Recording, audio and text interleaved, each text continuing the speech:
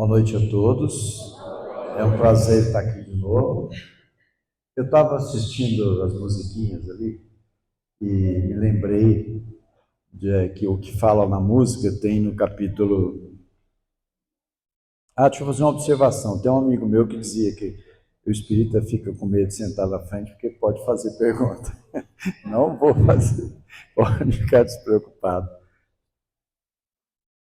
No capítulo do Cristo Consolador, capítulo 6, tem uma instrução dos Espíritos, e aí eu vou ler só o advento do Espírito de verdade, rapidinho.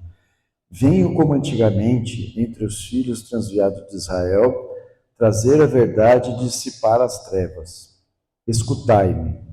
O Espiritismo, como antigamente, minha palavra, deve lembrar aos incrédulos que acima deles reina a verdade imutável, o Deus bom, o Deus grande que faz germinar a planta e eleva as ondas. Revelei a doutrina divina. Eu, como ceifeiro, reuni em feixes do bem esparso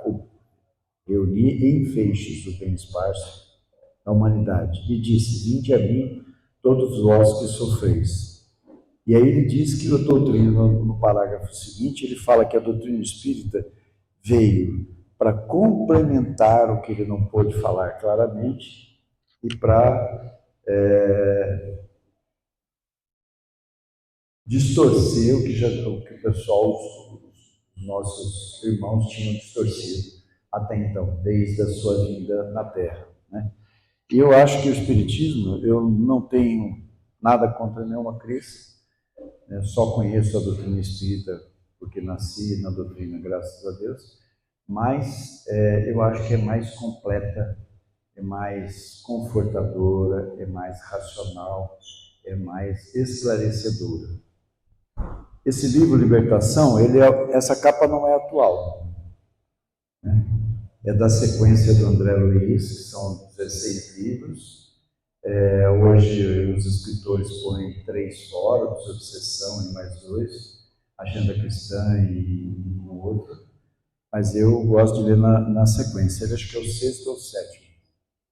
E ele trata de uma missão para desfazer um processo obsessivo, né?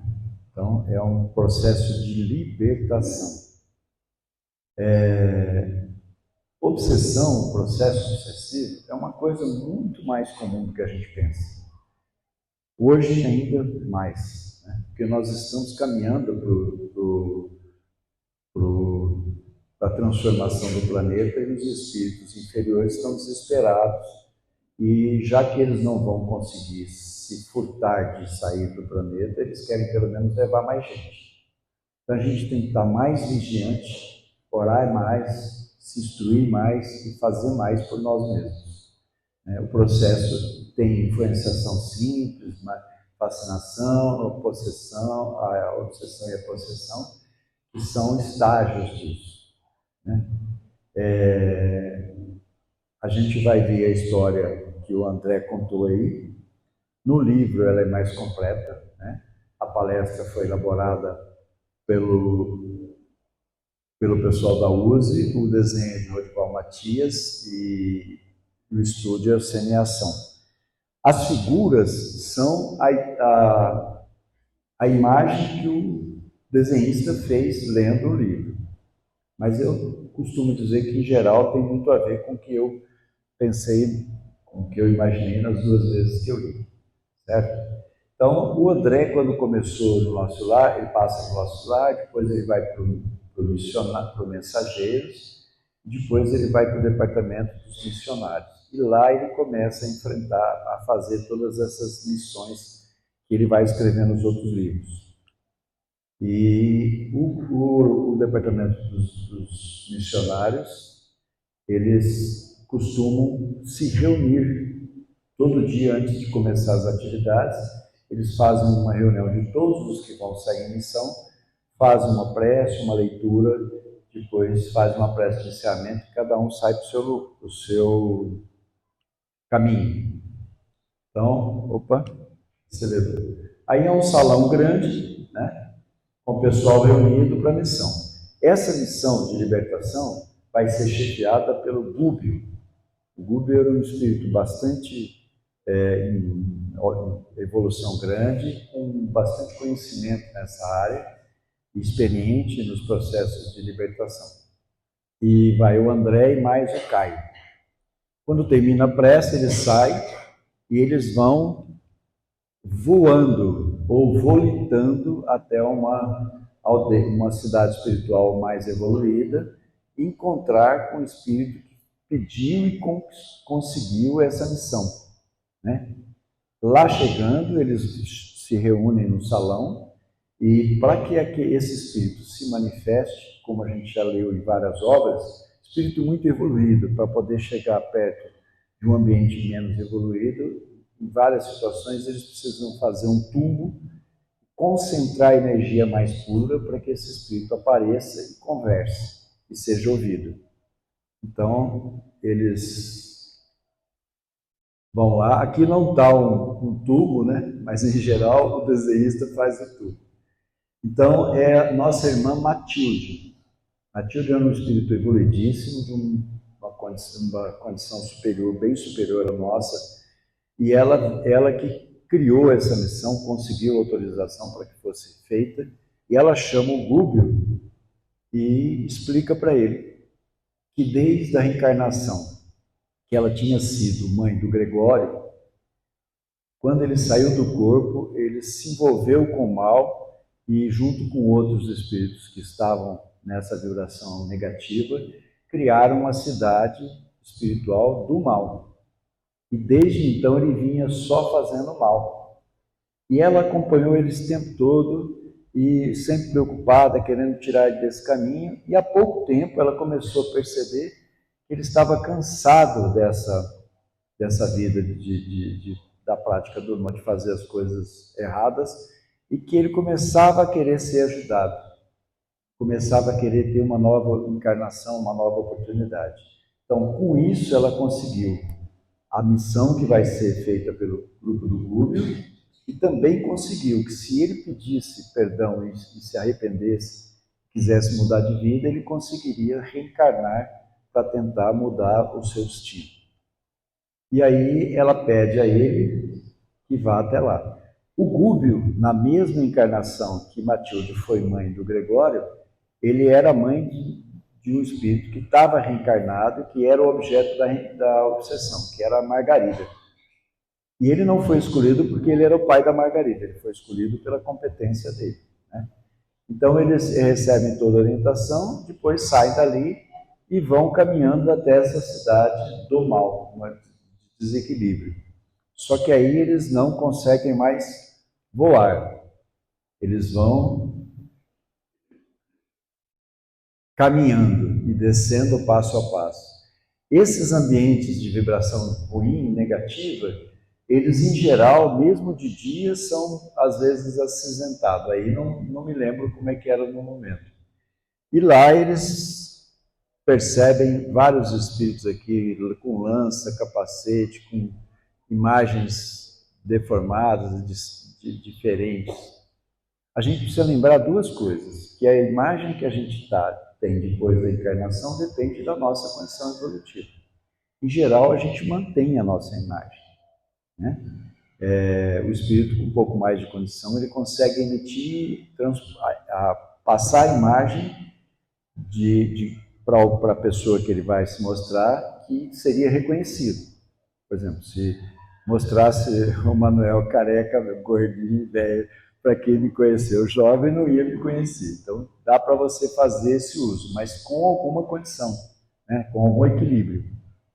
E também é importante lembrar que a gente cria, plasma imagens ruins de monstros, desses filmes de terror que a gente assiste, um monte de criações que a gente faz, e essas imagens ficam plasmadas. Às vezes elas nos atrapalham, em geral elas nos atrapalham quando a gente sai. Tem mais uma outra situação aí que a gente vai... dá para colocar. O espírito que trabalha para fazer o mal, muitas vezes ele assume imagens semelhantes àquilo que ele está fazendo. Nós tivemos um caso no nosso grupo, eu estava doutrinando, fui tentando várias técnicas, várias coisas para tentar convencer esse irmão a sair do processo obsessivo. E aí me intuíram para pôr um espelho na frente para ele ver a própria imagem. Então você concentra energia, a espiritualidade coloca um espelho mesmo, só que espiritual. Quando eu pus o espelho, ele gritou, macaco não. Eu falei, não, mas eu não te chamei de macaco. Ele falou, mas você pôs uma imagem de um macaco. Eu falei, não, eu pus um espelho.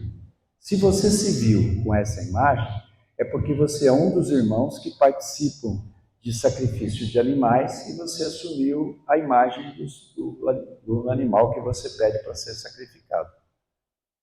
Então aí eles vão descendo e nesse momento o Gúbio informa aos dois que quando eles chegassem lá na cidade, eles teriam que apagar qualquer sinal de evolução, de a luz, luminosidade, qualquer traço de denotasse a condição melhor deles.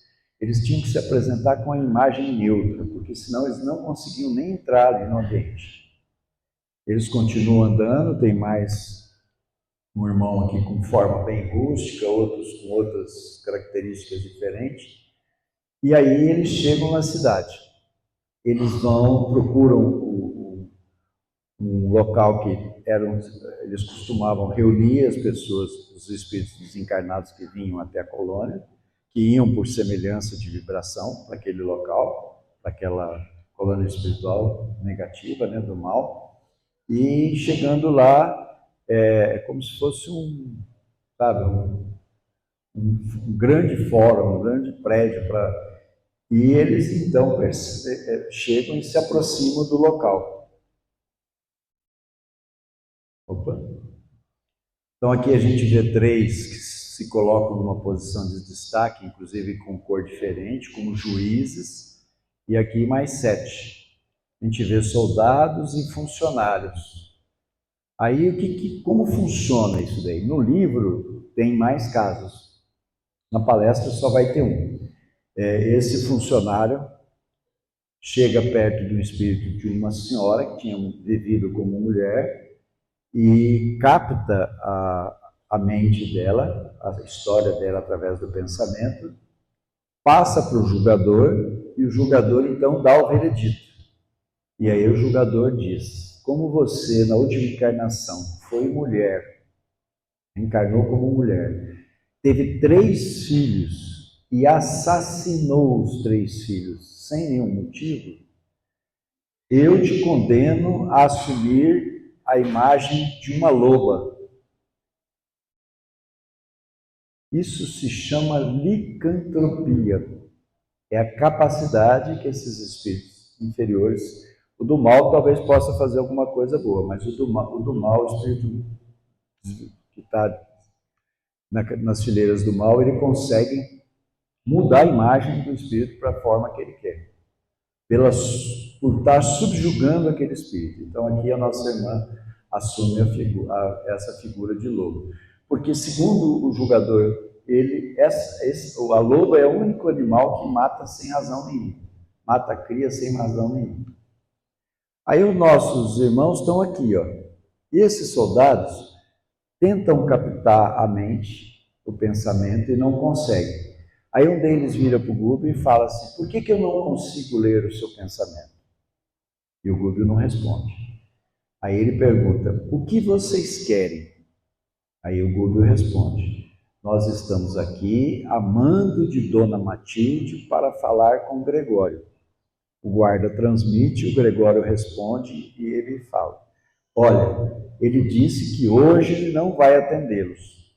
Pediu para levá-los até um quarto, um aposento, para que vocês esperem até amanhã, e amanhã ele vai atendê-los. Aí o guarda sai dali com eles e leva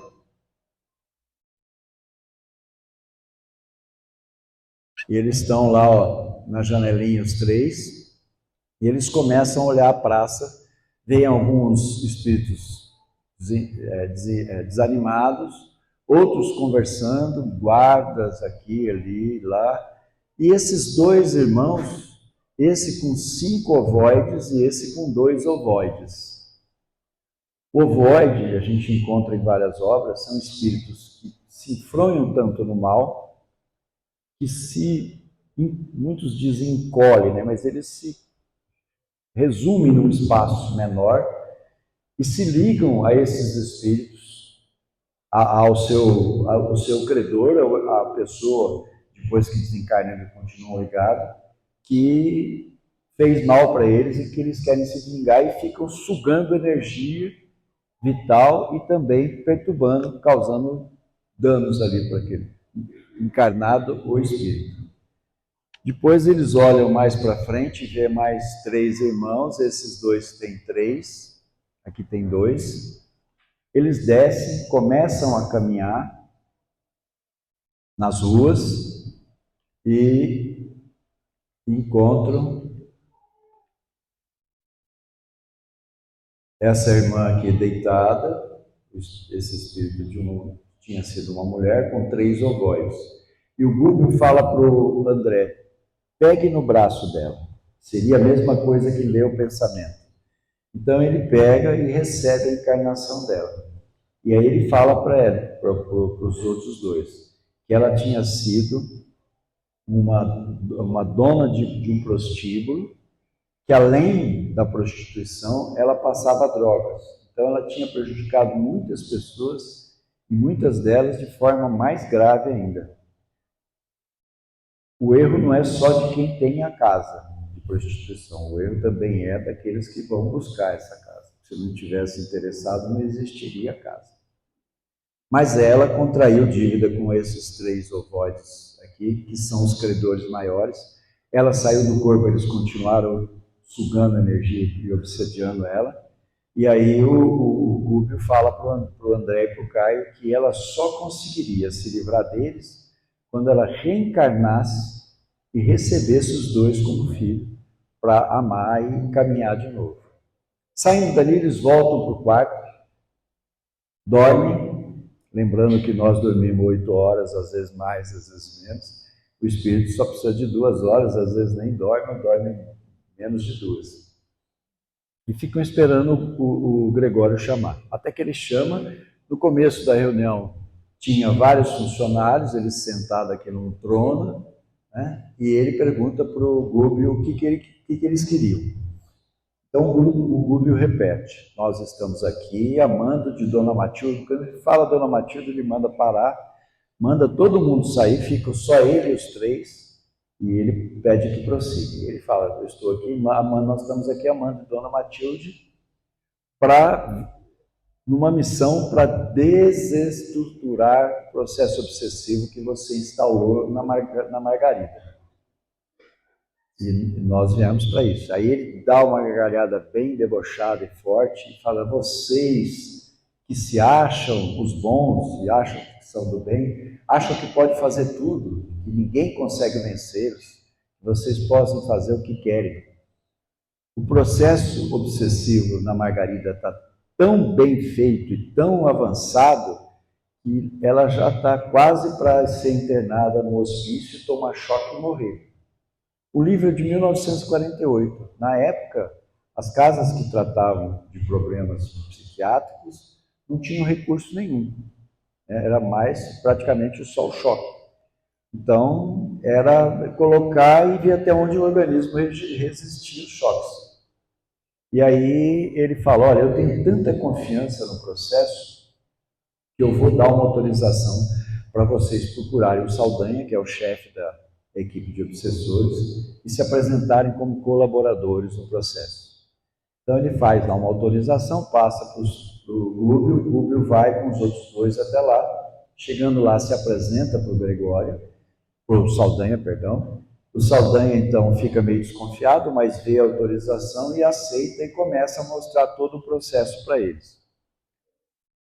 Então eles entram no quarto da dona Margarida, aqui os 3, né? O Gubbio aqui, o André está aqui, perdão, esse aqui é o Caio. Esse é o Saldanha, alguns obsessores e os 2 mais ferrenhos. O olhar já causa muito danos à dona Margarida. Além disso, eles instalaram aqui vários ovoides. Nesse caso, eles não estão se vingando delas, são só espíritos que ficaram no processo de ovoide, são utilizados pelas forças do mal para sugar energia, minar as forças, pegar todo o sistema nervoso, e eles ficam ali em cima dela. Aí, eles estão lá observando todo o processo, e o Rúbio, pela sua experiência, ele já vai captando o pensamento de cada um dos obsessores e vendo a história de cada um.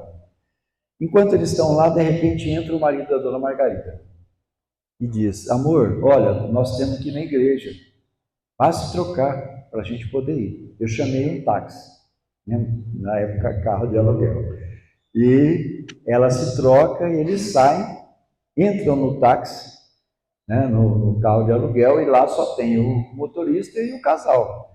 Mas os espíritos inferiores não conseguem essa movimentação de volitação, de voar.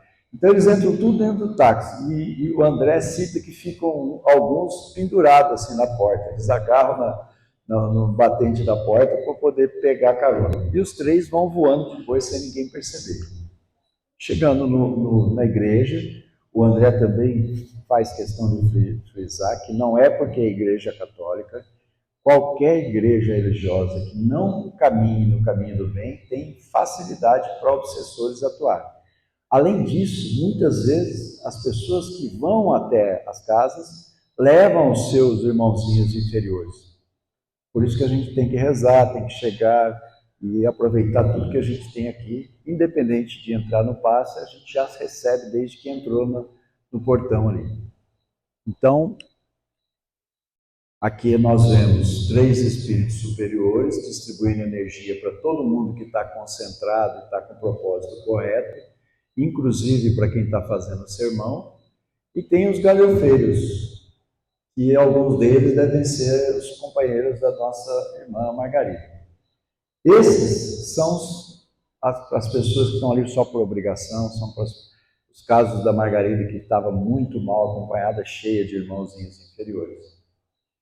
Esses espíritos, além das energias que eles distribuem, o André frisa que eles fluidificam a água que o católico se benze e as hóstias, né?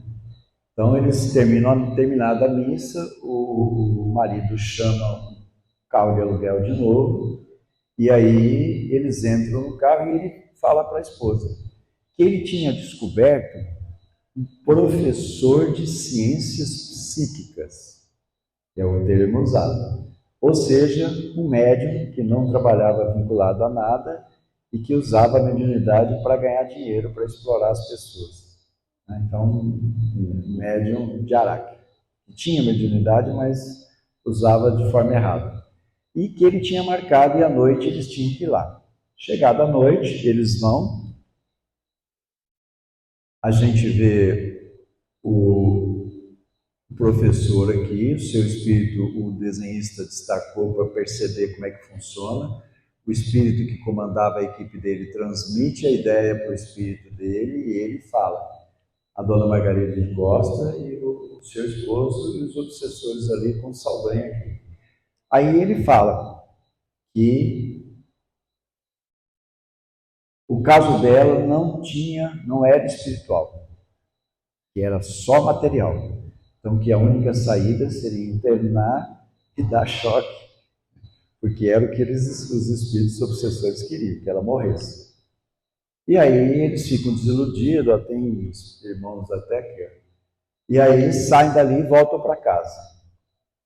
O Gúbio já tinha feito essa observação. Então, chegando em casa, ele puxa o Saldanha de lado e ele, antes de chamar o Saldanha, ele fala para o André e para o Caio: nós vamos precisar ajudar os obsessores. O André fala: como? Nós viemos aqui para ajudar a Margarida e sua família, nós vamos ter que ajudar os obsessores? Ele fala: André, lembra o que Jesus disse, que o Pai não quer que nenhuma ovelha se perca, que todos são filhos de Deus e todos merecem ajuda. Para ajudar os nossos, que é a Margarida e sua família, nós vamos ter que ajudar os outros irmãos que também têm sofrimento e também precisam. Mesmo porque a gente não trabalha com violência. E ao ajudá-los, a gente vai desmontar o interesse dele em fazer o mal e eles passam para o nosso lado. Ele chama o Saldanha e pergunta para ele por que ele estava nesse processo. Então o Saldanha explica que ele tinha desencarnado há pouco tempo, só tinha um filho, e ele tinha deixado, a sua esposa ficou sob os cuidados desse filho. Esse filho trabalhava numa grande indústria, num cargo muito importante, de grande responsabilidade, num setor vital da indústria. Só que lá tinham muitos invejosos.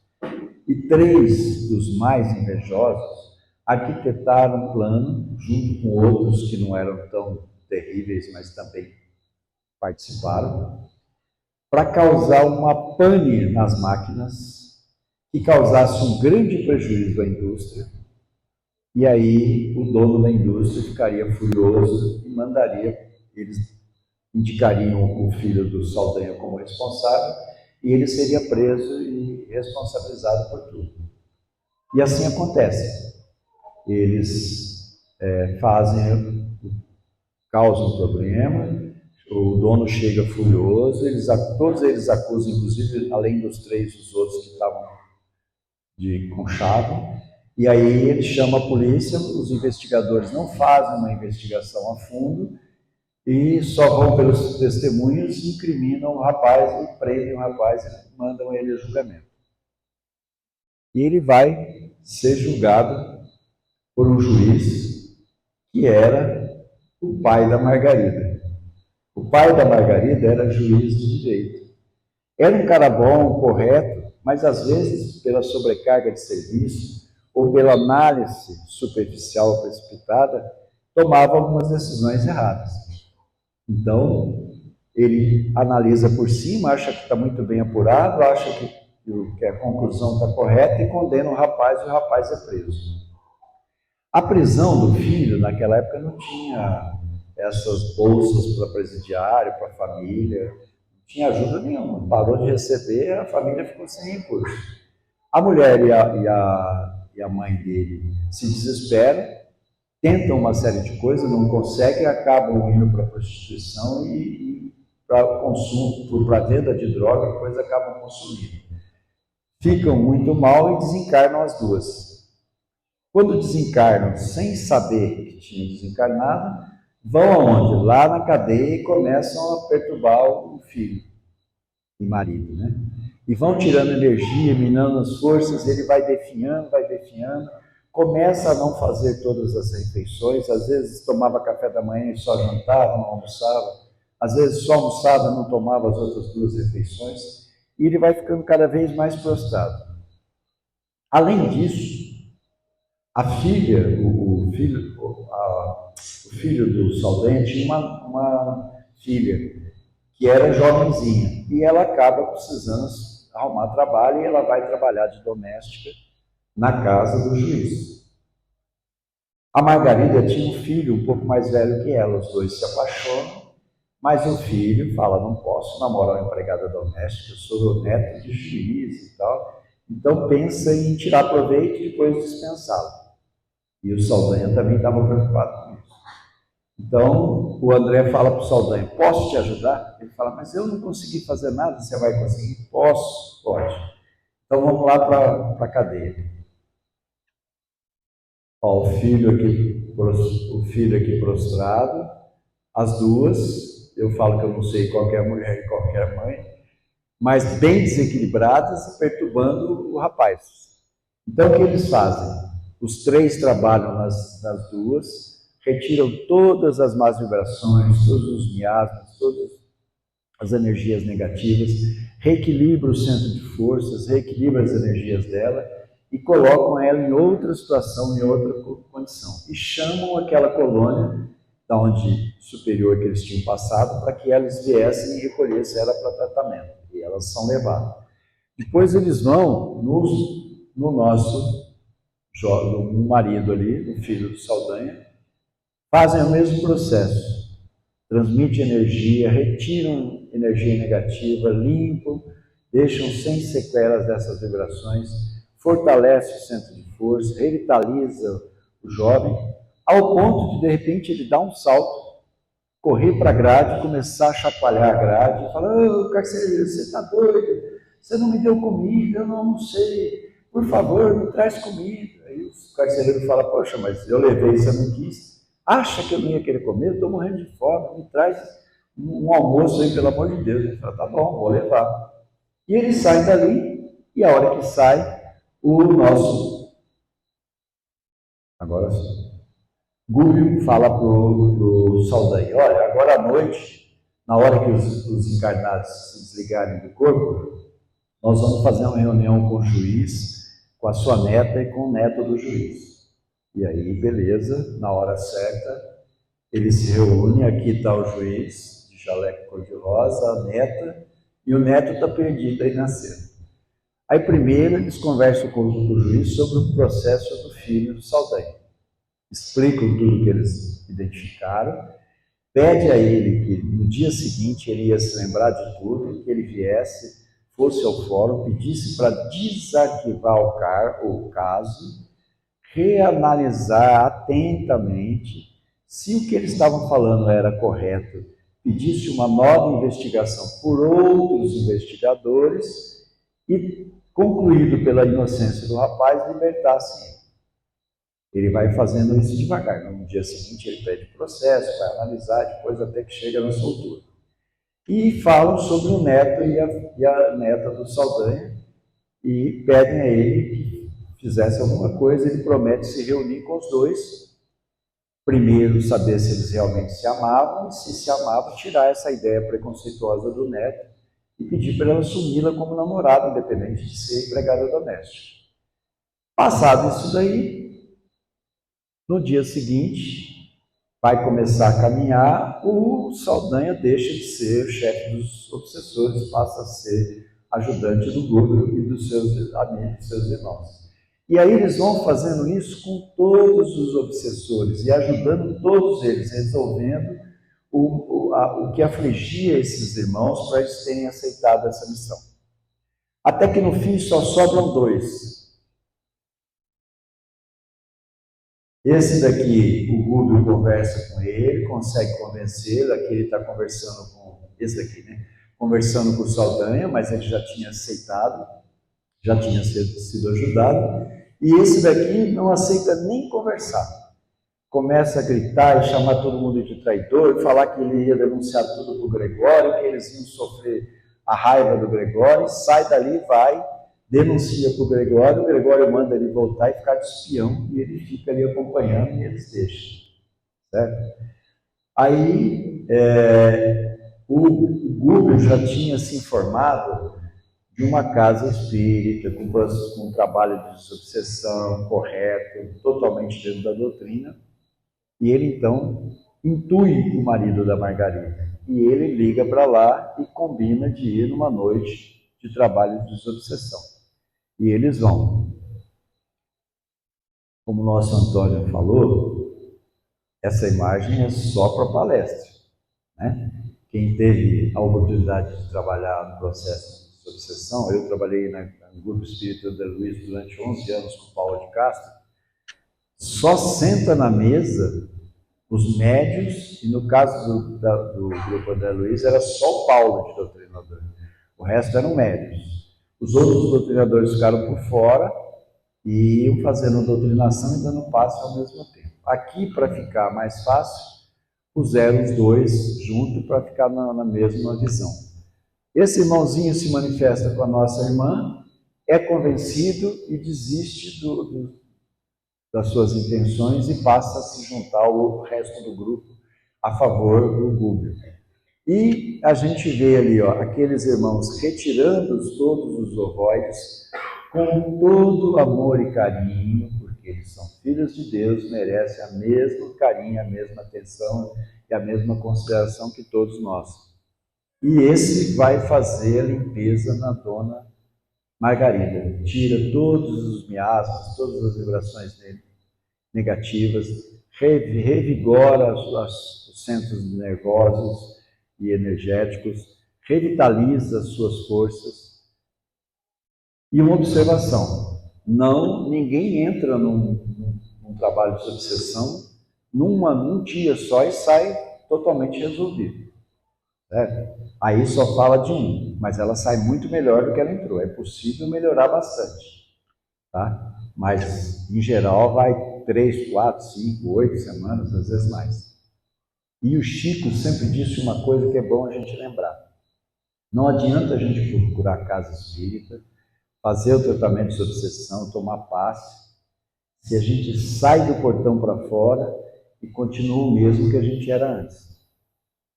Continua com os mesmos erros, os mesmos vícios, fazendo as mesmas besteiras, cometendo as mesmas barbaridades que a gente cometia antes. A gente recebeu a bênção de ser curado no processo desse nível, tem que pensar. Se você não é espírita, segue a tua religião à risca. Se você é espírita, abraça, vai ler, vai se integrar nos trabalhos, no grupo de estudo, nas atividades todas que tem. Sempre tem atividade para todo mundo. Aí eles terminam ali, saem, vão para casa e o Gúbio informa que eles já tinham marcado uma reunião com todos os encarnados, no caso o juiz, a menina e o menino, e a dona Margarida e o marido, para a noite, depois que eles se desligassem do corpo, que a dona Matilde queria falar com eles. Então eles saem, se reúnem, a energia naquele local ainda não era tão forte e ela fala rapidamente, agradece o juiz, as crianças, a Margarida e o seu esposo, agradece todos os ex-obsessores e pede que o Gúbio levasse toda a equipe ali de ex-obsessores até uma clareira próxima, porque lá ela conseguiria mais recursos para se manifestar e conversar com eles. Os encarnados voltam e os nossos irmãos vão caminhando, porque só 3 conseguiriam voltar. Então eles têm que caminhar até a clareira. Chegando na clareira, opa, não, volta aí. O Gúbio pede para eles se reunirem em círculo, o Gúbio fica na ponta e pede para todo mundo ficar rezando. Eles estão rezando, de repente eles escutam uma cavalaria chegando, barulho como se fosse uma cavalaria, e de repente o Gregório começa a gritar: seus traidores, seu isso, seu aquilo, eu vou castigar, eu vou fazer vocês sofrer, vocês vão ver o que vocês vão passar na minha mão, papapi, papapá. Ele vai gritando até que de repente ele escuta uma voz. A princípio ele só escuta a voz. Olha lá, ele de chapeuzinho, de roupa e espada, os caras de um ser que parece um hipopótamo, todos armados. E aí ele escuta a voz da mãe falando: meu filho, eu sei que você quer sair dessa vida. Eu tenho te acompanhado e eu sei que você está cansado do mal, que você quer mudar de vida. E sei que você quer ser ajudado. Aproveite a chance que Jesus e o Pai estão te dando. Peça perdão ao Pai e a Jesus e peça ajuda que você vai ser ajudado. Quando ele vê a figura da mãe, ele se desarma, tira o chapéu, joga a arma, se joga nos braços dela, chorando fortemente, e pede perdão a ela, a Deus, a Jesus, pede ajuda, pede para ser ajudado, e aí ela diz: agora sim, agora você vai poder ser encaminhado para uma nova vida. Aí ela chama o Gúbio e pede que o Gúbio leve o Gregório nos braços até aquela colônia que eles tinham passado e que os outros 2 fiquem com os nossos irmãos ali para poder esperar. Olha lá, o Gúbio aqui com o Gregório e os outros aqui com os ex-obsessores, aguardando uma condição espiritual para levá-los para receber o mesmo tratamento, o mesmo carinho, a mesma atenção e brevemente uma reencarnação, né? Então, só para a gente, e aí acaba o livro, só para a gente relembrar o que o Gúbio disse para o André: todos nós somos filhos de Deus, todos nós merecemos, o Pai quer que nenhuma ovelha se perca, todos nós merecemos ajuda. Só que ninguém é ajudado se a própria pessoa não quiser ser ajudada. Eu posso fazer o que você imaginar, ir atrás de tudo. Se eu não quero me ajudar e não faço nada para me ajudar, nada vai conseguir. É a mesma coisa que você ir no médico, está com um problema gravíssimo, ele dá os remédios, você não toma. Manda você fazer alguns procedimentos, você não faz. Como é que você quer ser curado? Não tem possibilidade. Então, a cura, a ajuda, depende de nós querermos e fazermos a nossa parte. Durante o tratamento e depois que termina o tratamento, começar a mudar os nossos pensamentos, as nossas ações, corrigir um pouco dos nossos erros. Ninguém se transforma em anjo de uma hora para outra, mas a gente pode melhorar dia a dia até conseguir chegar numa condição melhor. Que Jesus nos abençoe a todos e que a gente procure usar essa rica e grandiosa literatura que a gente tem na doutrina espírita e acompanhar todos esses ensinamentos. Porque ler é só aprender. Se você lê uma, duas, três, 5 vezes ou mais, você vai aprender cada vez mais da mesma obra, do mesmo livro.